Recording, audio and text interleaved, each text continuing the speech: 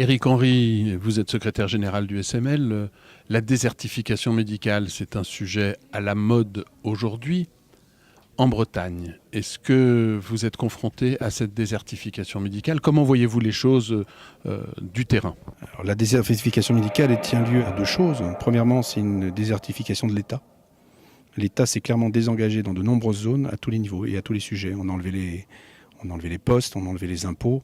Ensuite, c'est les policiers qui s'en vont et on demande aux médecins de rester pour tout faire. Moi, je me rappelle quand j'étais jeune dans ma tête, je m'imaginais bien m'installer dans le Cantal et d'ouvrir un cabinet médical avec un garage automobile et une alimentation juste à côté. C'était il y a 30 ans. Donc, l'idée n'était pas si loin que ça à l'époque.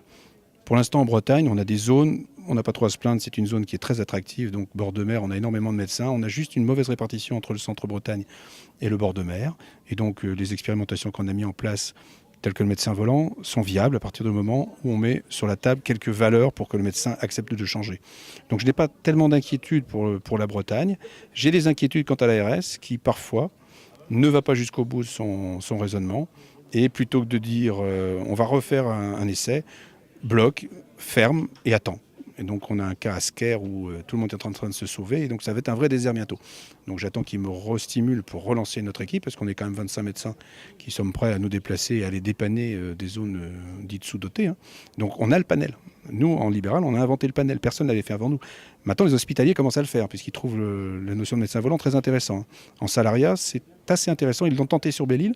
Ça n'a pas duré longtemps parce que en fait, l'activité de Belle-Île ne plaisait pas aux hospitaliers. Donc ils l'ont refilé très rapidement à des libéraux. Et maintenant, ce sont des gens de Paris qui ont des maisons secondaires à Belle-Île qui vont faire la garde. Donc, on a tout un panel de capacités d'adaptation. Alors, est-ce que Sker, en centre-Bretagne, dans les monts d'Arrée, a la même attractivité de Belle-Île? Je ne sais pas. Mais tentons l'expérience. Il n'y a pas de raison. Si on a réussi là, on pourra réussir à côté.